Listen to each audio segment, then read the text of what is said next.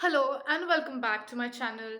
I'm back with another reading vlog and I'm super excited about today's reading vlog because I'm going to be reading my all-time favorite book, The Fault in Our Stars by John Green. I absolutely love this book. I think you can tell by the fact that I've read this book like 7 to 8 times. I read it like once every year or maybe even twice. That is how much I love this book. Before I start with the reading vlog, I wanted to share with you my first time reading experience of The Fault in Our Stars. I was probably 14 years old. And for all those who don't know, I'm a chess player. And for that, I am fortunate enough to get to travel to many places for tournaments. And I am always armed with a book or two whenever I'm traveling. So, in one of these occasions, I brought this book along with me. Actually, I borrowed this book from one of my friends, and I was very fortunate enough to have that kind of friend who lets you borrow their books. Yeah, so I took this with me on a train journey to some tournament, and I'm like so thankful that I was reading this book on the upper bunk because by the time I had reached the end of the book, I was bawling my eyes out, and I was like thinking, thank God that I'm not reading this in front of the other passengers. And let me read you the backside of the book so that you have an understanding of the plot. Despite the tumor shrinking medical miracle that has bought her a few years, Hazel has never been anything but terminal. Her final chapter inscribed upon diagnosis, but when a gorgeous plot twist named Augustus Waters suddenly appears at Cancer Kid support group, Hazel's story is about to be completely rewritten. Definitely a gorgeous plot twist, Mr. Augustus Waters. One of the reason I love this book so much is because of the way it's written. I mean, the plot is nice, that it's very heartbreaking. It's about two kids with cancer, not kids, like two teenagers with cancer, and a story about love and friendship. But the thing that makes this book stand out among all the other books is the way it's written. I mean, it's so tragic, but John Green has made this book so warm and humorous, and the narrator of this book, Hazel, has an impeccable sense of humor, and she's like making light of such a heavy thing like cancer that it makes you want to laugh, it makes you want to cry, and it is like very intelligently written, very pretentious. I love this because this is very pretentiously written actually. I mean, to give an example, the epigraph of this book, like this one, this is called an epigraph, a quote before the start of a book, and it reads like, as the tide washed in, the Dutch tulip man faced the ocean. Conjoiner, rejoinder, poisoner, concealer, revelator. Look at it, rising up and rising down, taking everything with it. What's that? I asked. Water, the Dutchman said. Well in time. Peter Van Houten, An Imperial Affliction. Like An Imperial Affliction is a fictional book inside this fictional book. So this is a quote from there, which is Hazel's favorite book. You'll get to know when we start reading this book.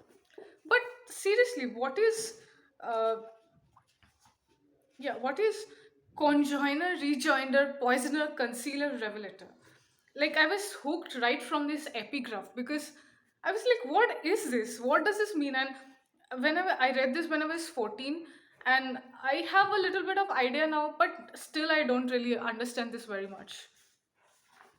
I'm hoping that since I've read this book so many times, I'll be immune to the pain of the fault in our stars, hopefully. But that's the thing about pain, it demands to be felt. Let's start reading.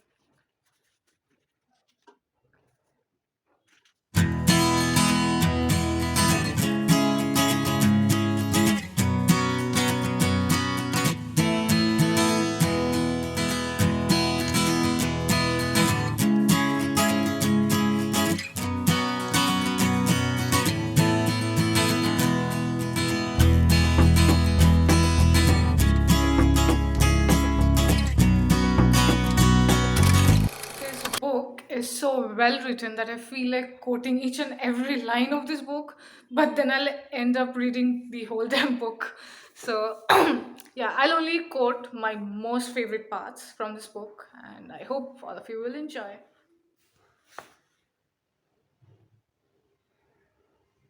Hazel and Augustus have met.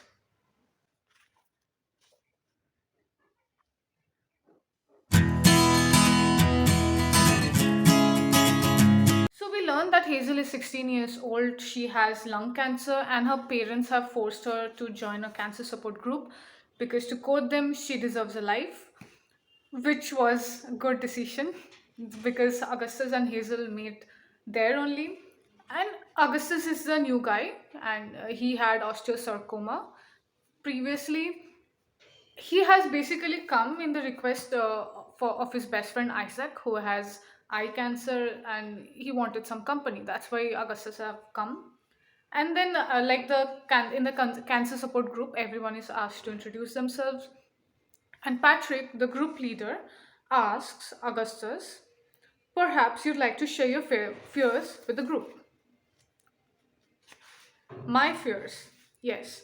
I fear oblivion," he said without a moment's pause. "I fear it like the proverbial blind man who's afraid of the dark." So, I am not even joking. I have asked many people what are their fears in the hope that they'll reply oblivion, but not a single person has said that so far. Apparently, most people are afraid of snakes. Uh, but basically, I used to ask this, that what are their fears, so that when someone says that they fear oblivion, I can launch into Hazel's speech, which comes next as Patrick asks that would anyone would like to speak to that, and Hazel raises her hands and launches into a speech. That is, "There will come a time when all of us are dead. All of us.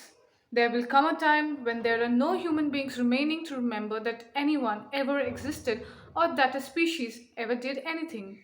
There will be no one left to remember Aristotle or Cleopatra, let alone you. Everything that we did and built and wrote and thought and discovered will be forgotten, and all of this will have been for naught. Maybe that time is coming soon, and maybe it is millions of years away. But even if we survive the collapse of a sun, we will not survive forever. There was time before organisms experienced consciousness, and there will be time after. And if the inevitability of human oblivion worries you, I encourage you to ignore it. God knows that's what everyone else does. So I actually memorized this whole part so that whenever anybody says that they fear oblivion, I can launch into it. But yeah, no, so far no one has said that. So I finally feel good to have spoken this speech aloud. It's currently 1 a.m. and I'm doing some midnight reading here. Augustus and Hazel are on a date in Amsterdam, so things are very romantic right now.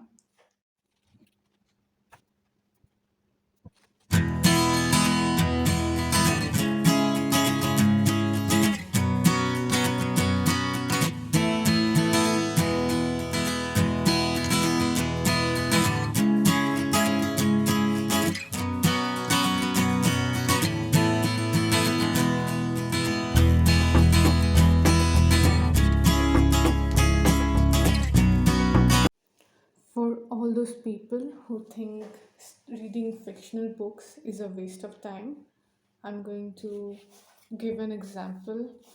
Look at this. This is the Maslow's hierarchy of needs. So I had this in one of my exams, but like most players, I didn't, all my exam preparation was done just right before the day of exam, and I never had enough time to finish my syllabus, so I didn't exactly read this part. But a 5 marks question came on Maslow's hierarchy of needs, and I wrote it just because I had seen this.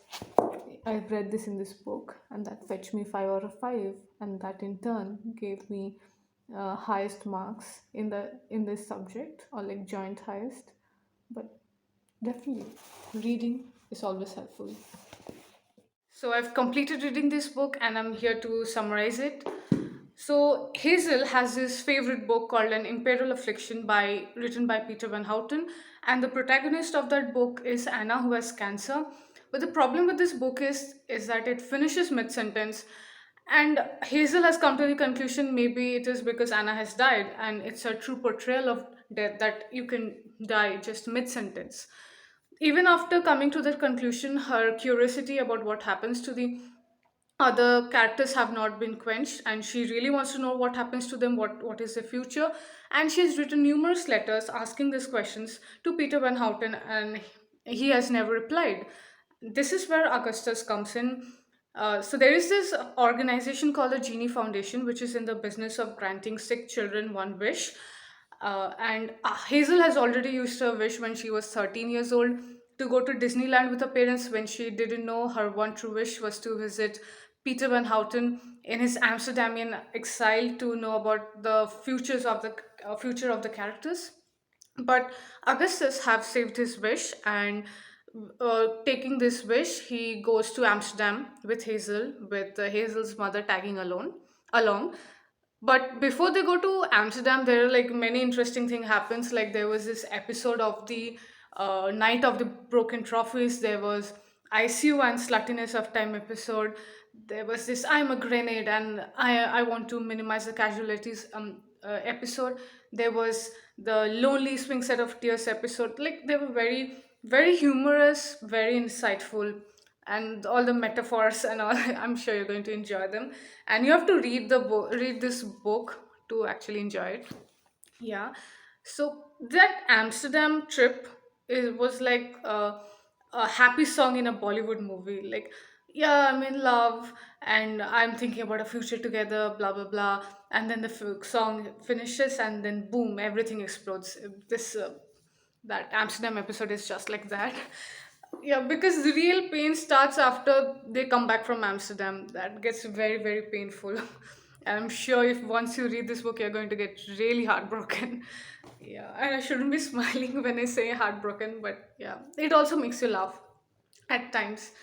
So yes, before I end this video, I wanted to add an appreciation part for Augustus, and I might go a bit overboard with it because I've been in love with Augustus Waters my whole teenage years, and that can be said about a lot of fictional characters though, but definitely he was special.